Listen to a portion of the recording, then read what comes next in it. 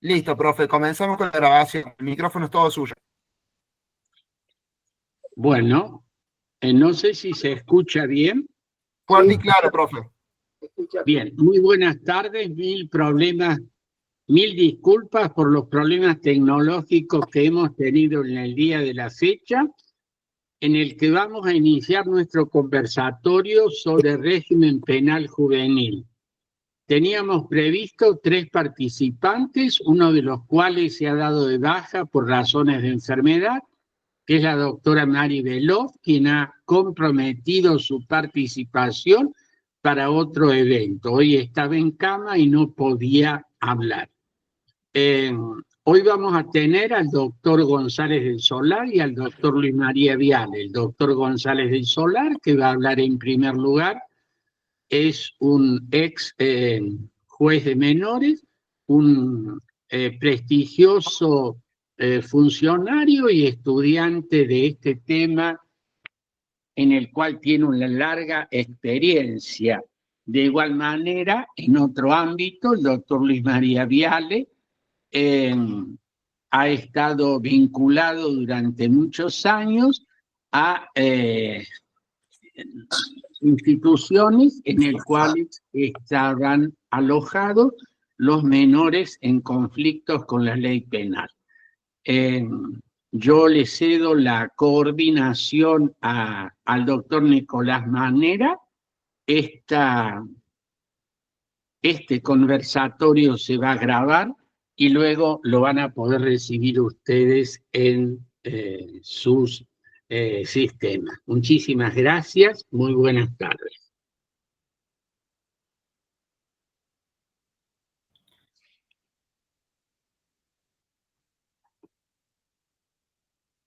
Muy bien. Vamos a arrancar. Doctor González, si a usted le parece, directamente el micrófono es todo suyo. Bien, si se me oye... Fuerte y claro. De acuerdo. He venido a este conversatorio por una insistente invitación del doctor Ricardo del Barco, que yo agradezco sobremanera, y es un gusto compartir este espacio con Luis María Viale, a quien ya hace muchos años que no veo, pero con el cual hemos recorrido parte del camino, cada uno desde su ámbito. Lamento muchísimo que no esté la doctora Mari Veloz, que era el número fuerte, se podría decir, porque es la referente número 1 en el país sobre los temas que tienen que ver con el derecho penal y particularmente el derecho penal juvenil. Como decía el doctor Del Barco en su presentación, he sido juez penal juvenil en una parte importante de mi carrera judicial que duró más de 50 años. He trabajado siempre en lo que tiene que ver con los adolescentes que se encuentran en conflicto de ley penal. Como quien iba a hacer uso de la palabra en primer término era la doctora Mari Veloz, y para mí era un gran interrogante saber de qué iba a hablar, pues yo preparé mi breve discurso más bien sobre aspectos residuales del régimen penal juvenil. Yo creo que, de todas maneras, los aspectos principales de ese régimen son suficientemente conocidos porque han estado en boca de la prensa por años y años, sobre todo por el cuestionamiento que se hace a la edad de responsabilidad penal juvenil, a la edad mínima de responsabilidad penal juvenil, que muchas veces se designa como edad de imputabilidad penal. Y creo que ese es el punto en cuestión en nuestros días. Y sobre esto, antes de empezar con mi discurso, ya que nos ha faltado la disertante principal a mi juicio, quisiera contar algo. Esto arranca, digamos, una fuerte controversia en los medios desde el año 2005 o 2004, más precisamente marzo del 2004, con el caso del hijo del ingeniero Bloomberg. Ustedes recordarán. Él lanzó toda una campaña para reducir la edad de responsabilidad penal juvenil de 16 a 14 años. El caso Bloomberg, que luego se diluyó, no impidió que la controversia se reeditara 5 años más tarde, ¿no? En marzo del 2009, con el caso Capristo. Y después se ha seguido dando cada cierto tiempo, cada vez que la opinión pública se ve estremecida por algún delito grave que ha tenido por protagonistas a menores de edad, a menores de 18 años. Entre los proyectos más recientes, debo mencionar el que elaboró el Ministerio de Justicia de la Nación cuando estaba a su cargo el doctor Germán Garabano.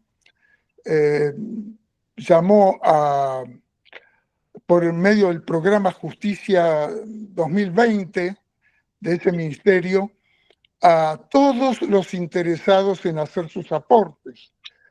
Hubo en eso una participación importante, se arribaron a consensos y el mérito a ese consenso fue que el Ministerio de Justicia de la Nación presentó un proyecto en el año 2019. Yo estuve en la presentación, es anecdótico.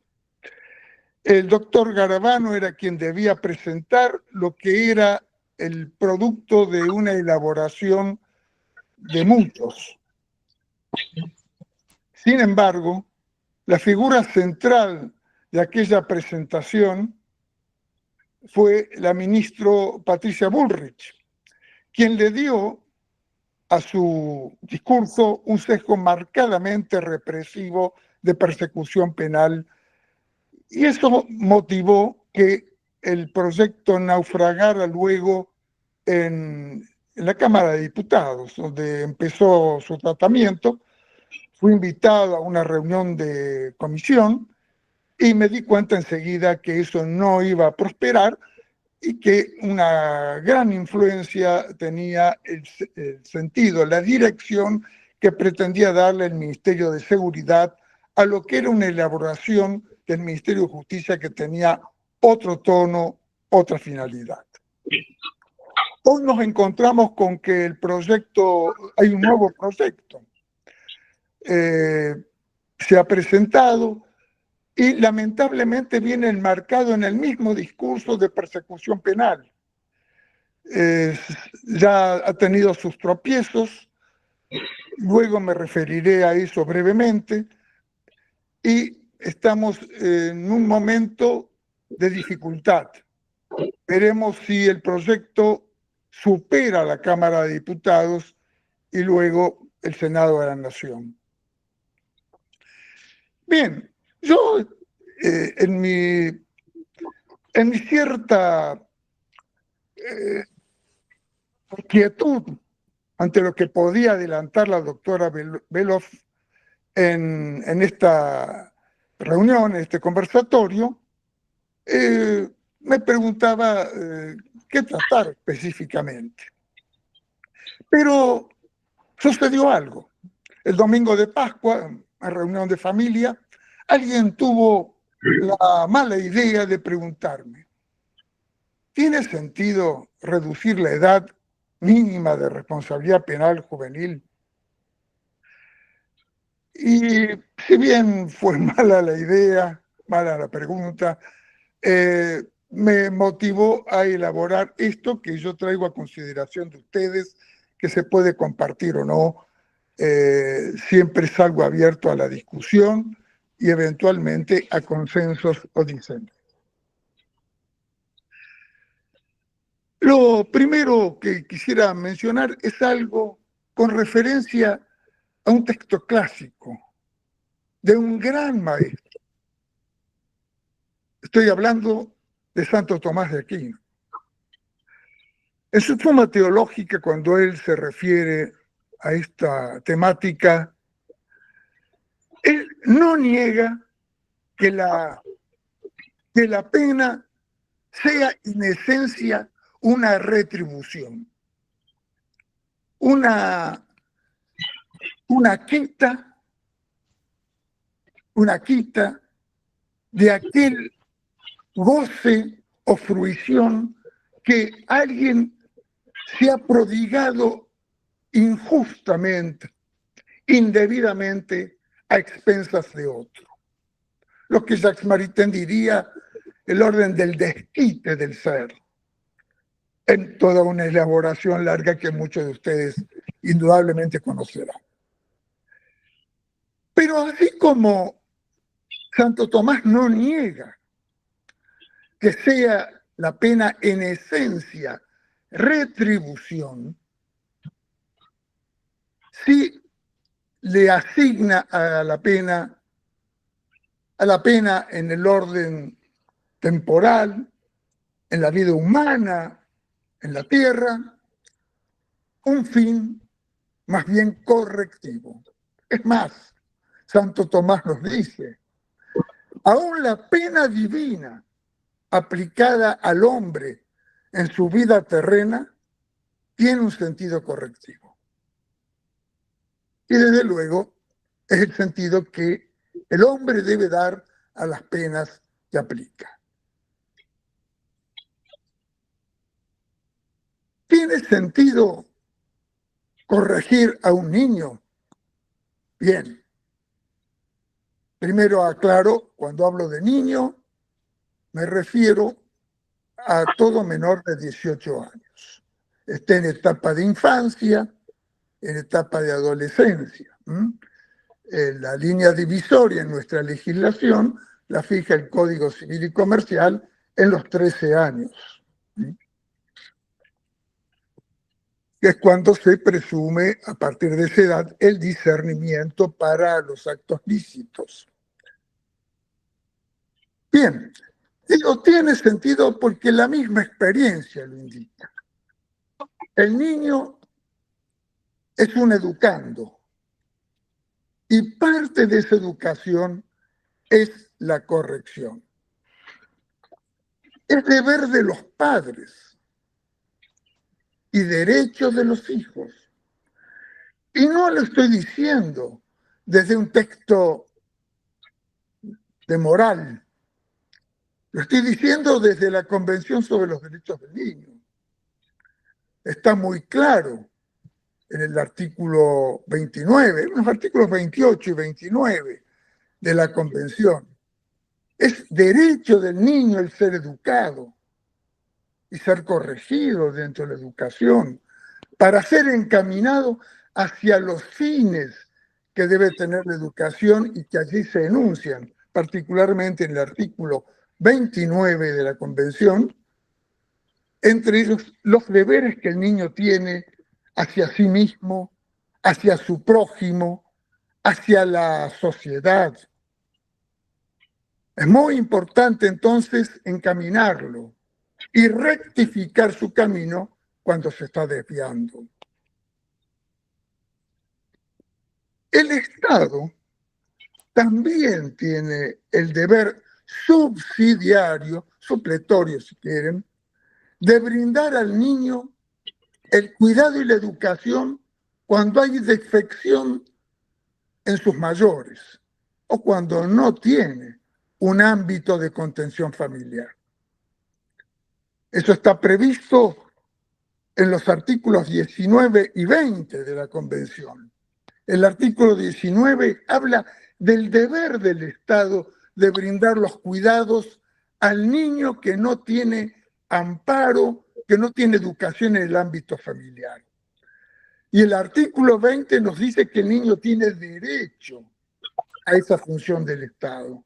De manera que no es algo que el Estado brinda graciosamente, como muchos funcionarios lo entienden, sino que es un deber del Estado en virtud de esa convención a la cual nos obliga la firma que nuestro país ha suscrito y su elevación a rango constitucional en la última reforma grande que se hizo a nuestra Constitución Nacional.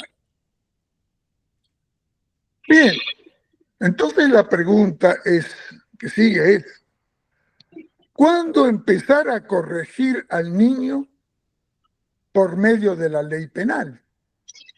Dije al comenzar que la ley penal tiene o debe tener un sentido correctivo, sin desmerecer que es retribución, pero tiene o debe tener un sentido correctivo. La pregunta es, ¿cuándo empezar a corregir por medio de la ley penal? Fíjense ustedes que en los distintos países del mundo hay un tiempo de espera. Ese tiempo de espera es mayor o menor según lo que se aprecia en cada sociedad. El país sede de los grandes organismos internacionales y de las auspiciantes de la Convención sobre los Derechos del Niño, Suiza, espera solo hasta los 12 años y hasta hace muy poco era solo hasta los 10.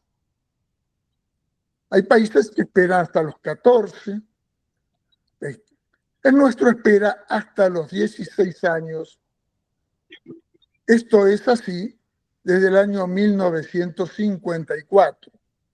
Luego me referiré a este punto. De manera que lo que está en discusión es si ese tiempo de espera hoy debe acortarse o no en mérito a las circunstancias. Porque nos diría el afamado penalista Gunther Jacobs, cada sociedad fija su tiempo de espera en mérito a sus circunstancias, no a las abstracciones, no por ideologías. Nosotros que somos hoy, desde hace muchos años, un campo propicio para las ideologías. En este tema, la ideología que llaman de la situación irregular, la ideología de la protección integral, el niño en abstracto, pero no la consideración del niño en concreto, en las circunstancias concretas que vive en el país y en distintos contextos también, ¿no?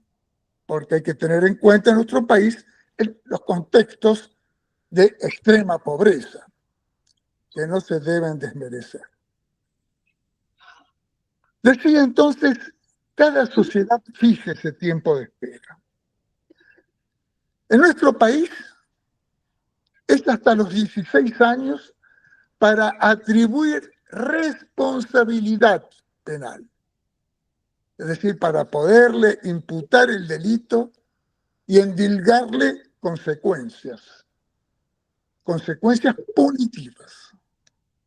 Por lo tanto, aflictivas, de retribución, pero también de corrección.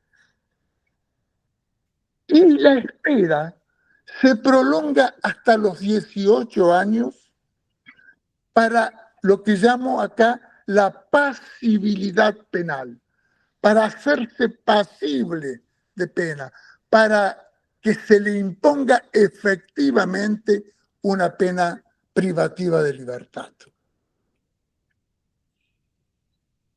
Es decir, para concretar, ya que la doctora Beloff no ha expuesto lo suyo, hasta los 16 años no hay responsabilidad penal, pero sí hay una responsabilidad social por vía de otros recursos, que son los que ha previsto la legislación todavía vigente y hoy en severa cuestión, la Ley Nacional 22.278, que data del año 1980 con una reforma en el año 1983. Hasta los 16 años solo se puede corregir por vía de medidas socioeducativas, de medidas que no son punitivas y no implican la privación de libertad como pena, aunque las medidas socioeducativas autoricen en algunos casos la contención del niño, sobre todo ya en su adolescencia, en establecimientos que son de efectiva atención para esas problemáticas de conducta o de inconducta, si prefieren. En eso, acá se ha sido suficientemente claro.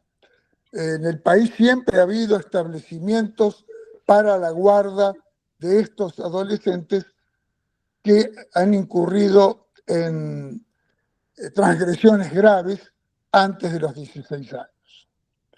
Pero ya arribados a los 16 años o con 17 años cumplidos, los adolescentes pueden ser sometidos eventualmente a penas privativas de libertad, que en nuestra legislación, y teniendo en cuenta la jurisprudencia de la Suprema Corte de Justicia, se atenúan siempre en base a la escala que prevé el Código Penal para el delito en grado de tentativa.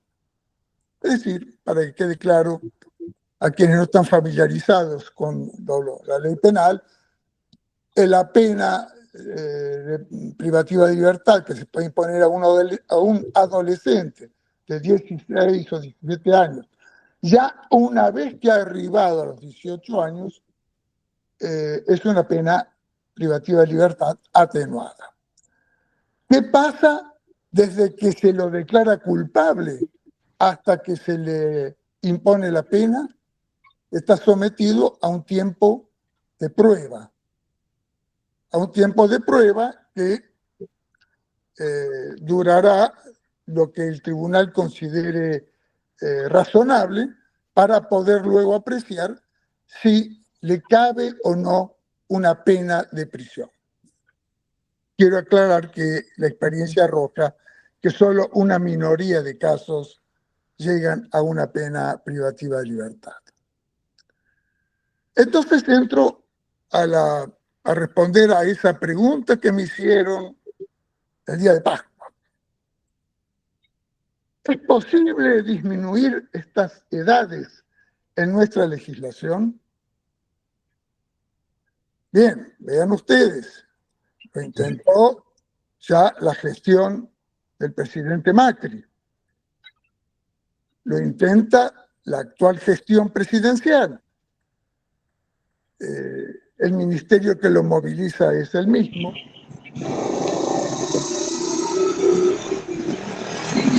Hay una interferencia. Bien. Gracias. Listo, profe. Gracias. Como dije, esas edades están determinadas en la ley 22.278, data del año 1980. Se ha oído reiteradamente, y sobre todo lo que se afirma en cátedras, en medios judiciales, en medios legislativos también, se dice que estas edades no se pueden disminuir en razón de un principio que ya para nosotros es constitucional, pero que está originalmente explícito en el Pacto Internacional de Derechos Sociales, Económicos y Culturales de Naciones Unidas, del año 1966, pero nosotros lo hemos ratificado en 1984. Se afirma entonces que en virtud de ese principio que se refiere a derechos humanos, estas edades no se pueden disminuir. Yo diré en términos vulgares que esto, francamente, a mí me hacía ruido. Y me hubiese gustado conversarlo con la doctora Beloff. Pero, caramba, la ley a la que se refieren es de 1980. Es decir, es de un gobierno de facto, que luego la Corte Suprema le reconoció vigencia, aunque solo en retazos, porque los tratados internacionales la han ido recortando en gran medida. ¿Cómo es que esta ley de un gobierno de facto, en un tiempo anterior a la Convención sobre los Derechos del Niño y a todos los tratados que le han seguido, que tienen que ver, y recomendaciones que le han seguido, que tienen que ver con la niñez y sus derechos, cómo es que goza de la protección de un principio que tiene que ver con los derechos humanos? Bien, buscando una explicación a esto, a esta aplicación del principio de no regresividad, que es una derivación del principio de progresividad que, como mencioné, está en el artículo 2, parágrafo 1 del Pacto Internacional de Derechos Económicos, Sociales y Culturales. Para poder sostener esto, tuve que ir a los precedentes de esta norma de facto. Fíjense ustedes que en el Código Penal del año 1921, que es el que todavía está vigente con múltiples reformas, la edad de responsabilidad penal era de 14 años. El menor de edad estaba dentro del Código Penal, contemplado dentro del Código Penal, y era penalmente responsable desde los 14 años. Aunque se le aplicaban ciertas consideraciones, ciertos atenuantes. Sabrán ustedes que el constitucionalismo social, que arranca en la segunda década del siglo XX, 1917 México, 1919 la Constitución de Weimar alemana, llega a nosotros, aunque no guste, en 1949, por vía de una reforma constitucional que luego fue derogada de facto. Esa reforma de 1949 introducía entre nosotros, con las fórmulas que pueden gustar o no gustar, los derechos sociales, económicos y culturales, con rango constitucional. Esos derechos económicos, sociales y culturales, que luego fueron recogidos en prieta síntesis en el artículo 14 bis de la Constitución, hasta la última gran reforma que se hizo de nuestro texto en esta Carta Magna, recibieron el espaldarazo de los tratados sobre derechos humanos, particularmente del Pacto Internacional de Derechos Sociales, Económicos y Culturales. Pues bien, en el marco de aquella reforma constitucional de 1949, nuestro Congreso Nacional sancionó la ley 14394. Todos los abogados sabemos que era la ley ómnibus, pero trataba temas de política social. Y entre ellos, y está muy claro en el debate que tuvo lugar en nuestro Congreso, sobre todo en la Cámara de Diputados, en nuestro Congreso estuvo muy en claro que se trataba de sacar o de intentar dar un primer paso para sacar al niño del Código Penal, para reconocerle un derecho a ser tratado de otra manera, El paso fue tímido. Fue elevar la edad mínima de responsabilidad penal juvenil a los 16 años y extender la espera para imponer efectivamente la pena, según dije, hasta los 18 años. El dispositivo de esa ley 14394, enmarcada en los derechos sociales, económicos y culturales, pese a los avatares políticos que le sucedieron, fue recogido ese dispositivo en lo principal en la ley de facto 22.278, en 1980. De manera que, a mi ver, goza del mismo paraguas protector que eso tenía en la ley 14.394, con el respaldo que le dan los pactos internacionales de protección de derechos humanos. Esto nos lleva a sostener que efectivamente el principio de no regresividad o el principio de progresividad, perdón, creo que ahí estamos, el principio de progresividad es aplicable a esta discusión que hay sobre la edad mínima.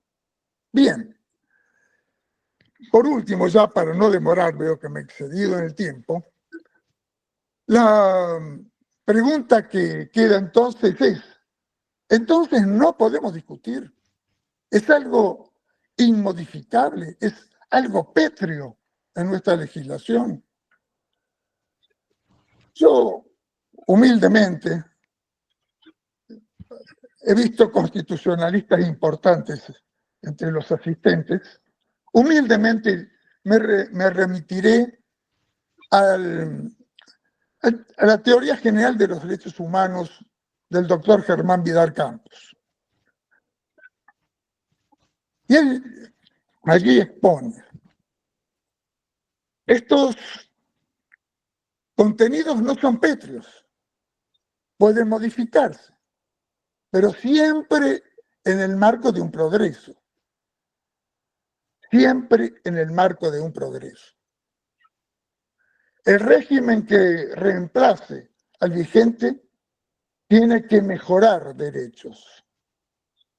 Tiene que ser más protector de los derechos humanos y particularmente acá de los derechos del niño. Yo miré con simpatía la reforma que intentó Germán Garabano. En rigor había participado en toda la discusión previa. Miré con simpatía porque entendía que aquel proyecto de ley de 2019 traía un progreso. Hoy lo dudo, pero no me cabe duda que el proyecto de ley que hoy está en cuestión se baje 1 año la edad, se baje en 2, se baje en 3, se deje como está la edad, no me cabe duda que dista mucho de traer un avance en los derechos del niño, en la corrección como derecho que el niño tiene en nuestro ámbito legal.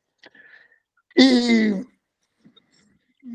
sobre esto, solo agregar que si se va a disminuir la edad de responsabilidad penal, primero habría que preguntarse, ¿qué se ha hecho hasta el día de hoy con todos los menores de 16 años? ¿Qué recursos ha dispuesto el Estado para que sean educados y corregidos previniendo una pena en el futuro?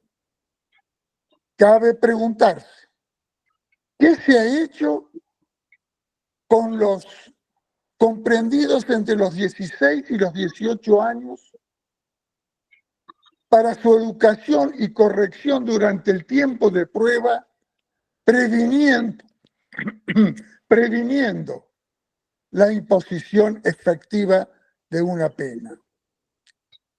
Yo creo que si se piensa en disminuir la edad de responsabilidad penal juvenil, hay que hacerlo a futuro con suficiente conocimiento y con una política social que establezca condiciones que hagan efectivamente posible al niño recibir cuidados, educación y corrección en el ámbito familiar, supletoriamente en el ámbito estatal, y que le eviten llegar a esto tan penoso que hemos visto tantas veces del joven entre rejas en un establecimiento penitenciario. Hasta aquí llego, me disculpan el tiempo que me he tomado, pero de cualquier manera me tomé el tiempo de la doctora Veloz. Luis, ahora sí, la palabra es toda tuya. Bueno, primero muy agradecido al Instituto Bailite que me hayan invitado a participar. En segundo lugar, doctor González del Solar, es un gran gusto volver a verlo. De usted he aprendido mucho y en esta conferencia suya también he aprendido mucho. La idea que traigo hoy para compartir con ustedes es: dejemos de fabricar cárceles, empecemos a romperlas.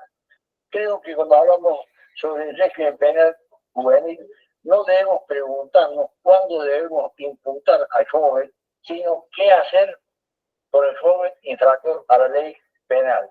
Y para esto creo que hay que transformar las cárceles de menores en terapias intensivas sociales. Bajar la edad de imputabilidad y poner el caballo detrás del caso. Y le pregunto a los asistentes si los jóvenes que tenemos en estas mazmorras del siglo XXI, que son la mayoría de los centros de detención de menores, no son los desaparecidos de la democracia. Creo que tenemos que romper dos tipos de cárceles: las cárceles del corazón y las cárceles del pensamiento, lo que implica que el joven infractor de la ley penal también tiene que romper sus propias cárceles. Nosotros, acá voy a hacer referencia al querido Papa Francisco, cuando se refería a las cárceles que sostuvo que son un síntoma de silencio y cultura del descarte, especialmente cuando nos referimos a niños y a jóvenes. No digo que tenemos que romper cárceles, la primera cárcel que tenemos que romper es la cárcel del corazón. Y dejo esta pregunta: ¿tenemos la capacidad para amar a este joven? Yo creo que este joven más carcelero necesita auténticos pedagogos del amor. Y tenemos que romper también cárceles del pensamiento. Y otra pregunta: ¿tenemos el conocimiento para tratar a este joven? ¿Tenemos el conocimiento suficiente? ¿Sabemos llegar a la buena persona que existe en todas las personas? También creo que otra reja que tenemos que romper es pensar que la legislación va a solucionar el problema. Hay otras disciplinas sociales, educativas, comunicacionales que tienen que intervenir. Finalmente, creo que tenemos que romper esta lógica del proveedor, esta pelea que hay entre el proveedor y el trabajador. El joven hoy no importa dónde obtiene el dinero, sino si cubre una satisfacción. Esa es la lógica del proveedor que nosotros tenemos que romper. Y veo con la velocidad con la que la tecnología mediática trata a este joven, y me pregunto, como dice el pasaje bíblico, estamos tan libres de la primera piedra. Bueno, también creo que tenemos que romper la cárcel educativa. Y acá vuelvo a una pregunta. Estos jóvenes infractores a la ley penal están recibiendo la educación que realmente necesitan o reciben una educación estandarizada que se ha decidido en escritorios muy lejos de su realidad. También creo que hay que romper la tecnofobia existente en los centros de detención y hay que alejarnos de la criminología mediática que lleva a la venganza y no a la reflexión. El joven también tiene que romper sus propias cárceles. La última cárcel que tiene el joven es cuando ingresa a un correccional. El joven tiene que romper la cárcel del corazón y empezar a amar a esa persona que como comete un delito le hace daño. Tiene que romper la cárcel del pensamiento, sabiendo que la única solución que tiene para sus problemas, que son muchos, es agudizar su capacidad de pensamiento. Y el joven también tiene que romper la lógica del proveedor. Lo que importa es cómo se consigue el dinero y no para qué sirve. Y en los centros de detención de menores, igual tenemos que romper cárceles del corazón y del pensamiento.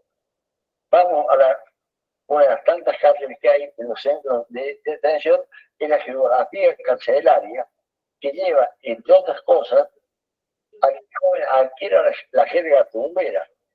El que hable como preso, piensa como preso y seguramente va a terminar como preso.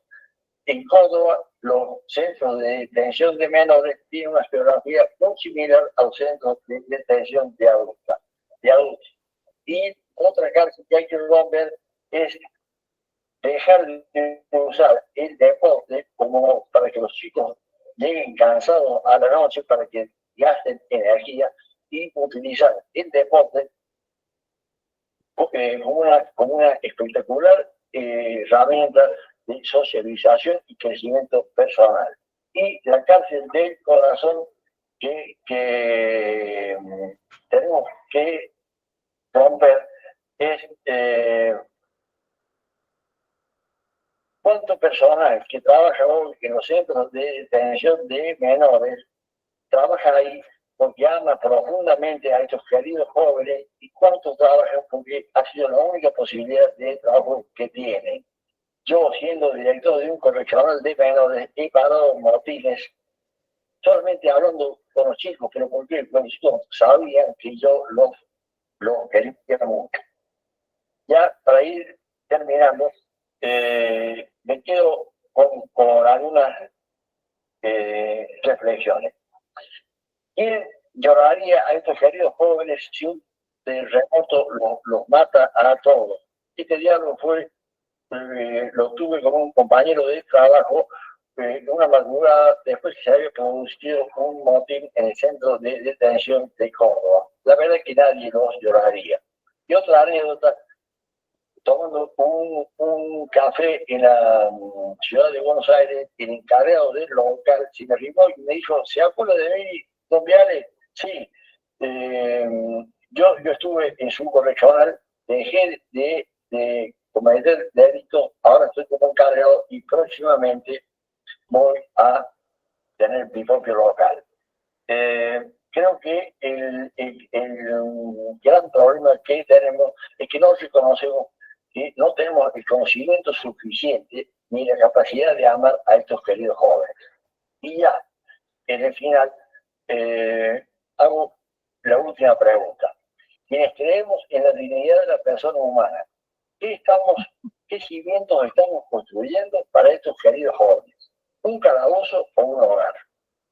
Termino acá, muchas gracias. Muchísimas gracias, doctor. Vamos a continuar con este sistema de comunicación como para que, bueno, poder que usted forme parte de la conversación y vamos a proceder a hacer el debate ahora con ambas participaciones realizadas. Así que bueno, el micrófono es de la persona que quiera directamente hacer la pregunta a cualquiera de ambos disertantes. La verdad que han estado espectaculares. Tengo preguntas a montones, pero me gustaría, bueno, darle la posibilidad al público para que participe y poder fomentar un espacio de debate.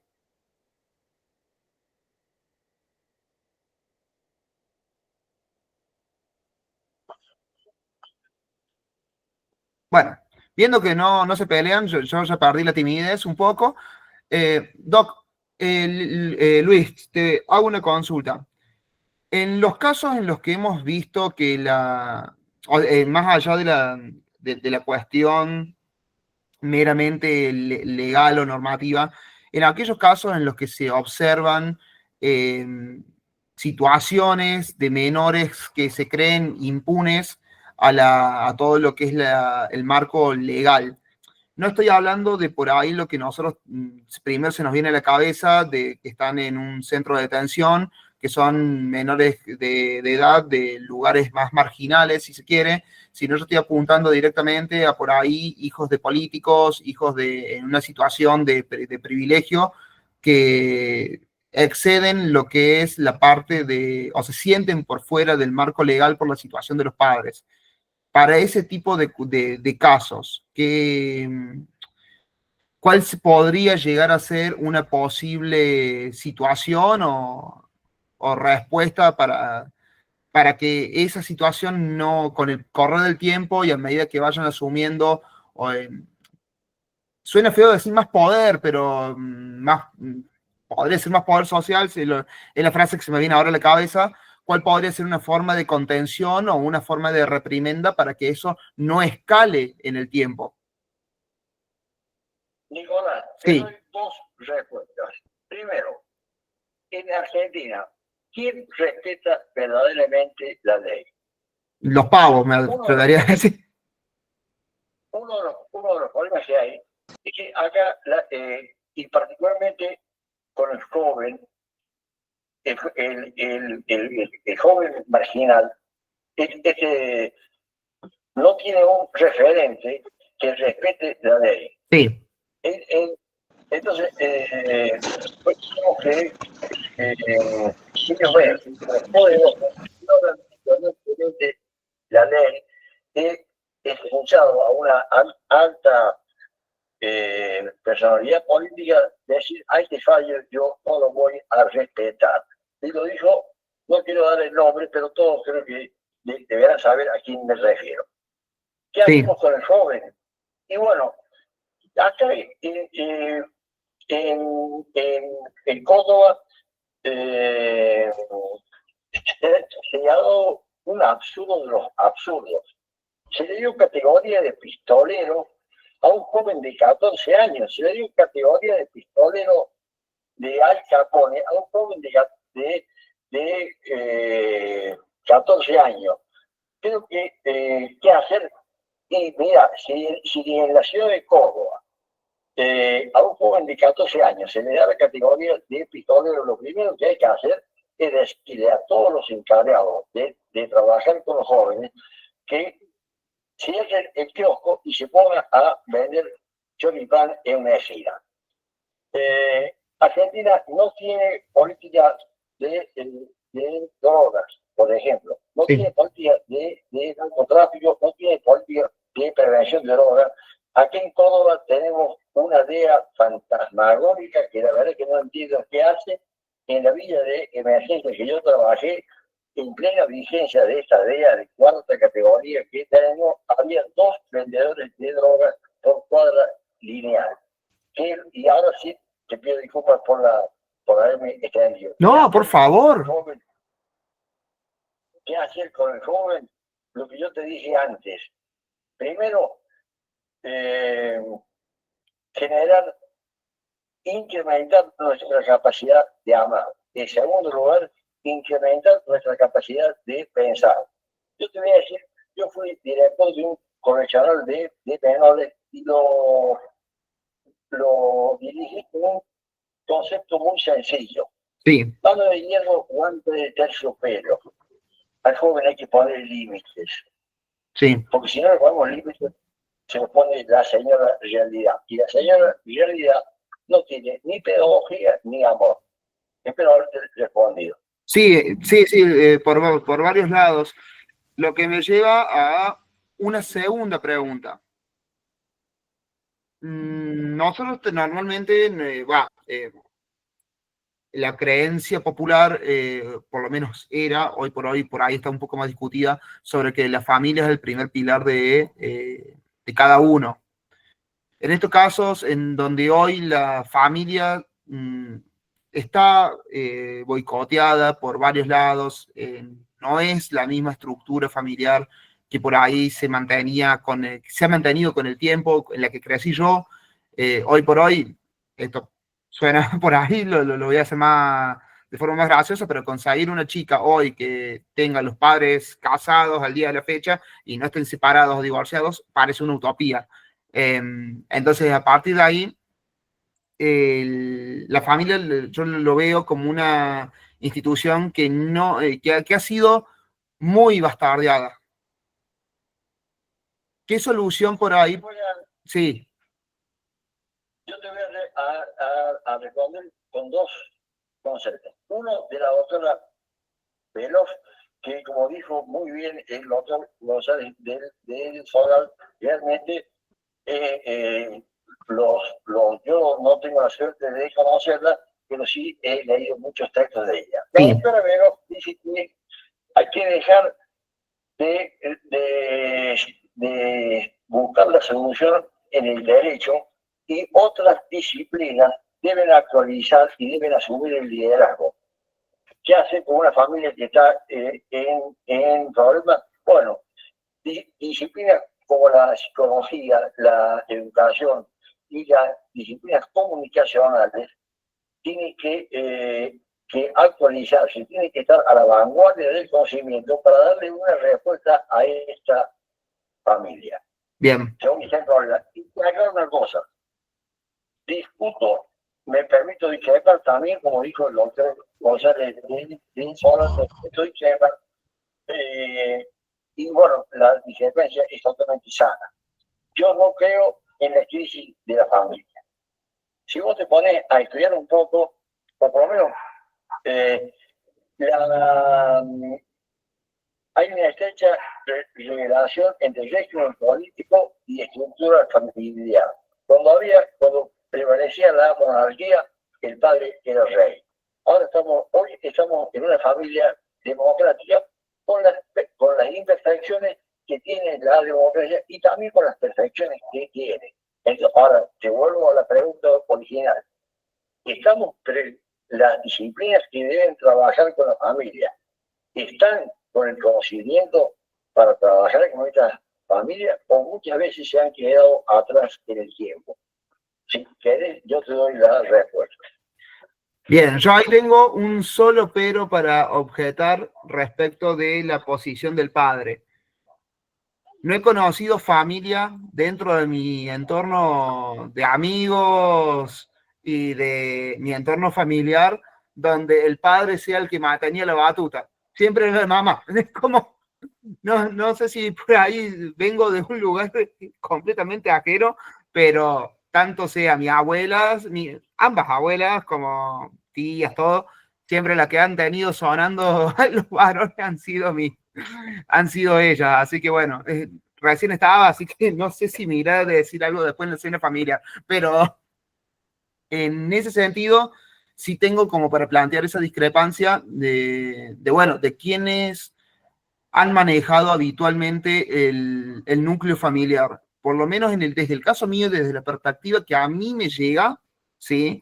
Yo puedo decir que siempre han sido las mamás las que han mantenido entero eso.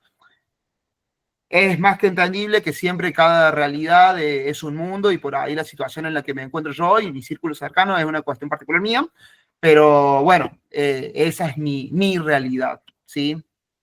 De todos modos, sí coincido en parte de lo que usted me planteó, Doc.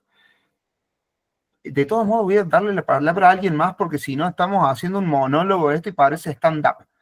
Bueno, todos aquellos que, que tengan alguna cuestión, algún interrogante, me parece que es un tema muy, muy abierto como para que poder ir charlándolo.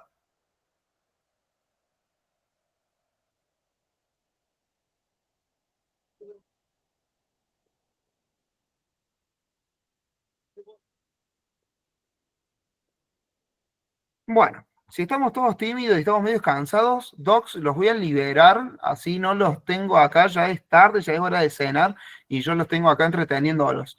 Les agradezco un montón su participación, un montón, sinceramente, deja para tener varias reflexiones al respecto y poder, y bueno, y sinceramente ver la forma en la que uno puede llevar, tratar de llevar estas ideas a la práctica. Desde ambos lados. Me parece que es generador de opinión, básicamente. Así que, bueno, visto y considerando, Docs, les agradezco muchísimo la participación. Les vuelvo a pedir disculpas por los inconvenientes técnicos y espero estar teniéndolos prontamente y encontrarlos en algún otro momento, ¿sí? Nicolás, ha sido un Desde gusto. luego que sí, cómo no. Y muchas gracias. Por favor. Hasta luego. Muchísimas gracias. Adiós. Buenas tardes. Gracias, doctor González.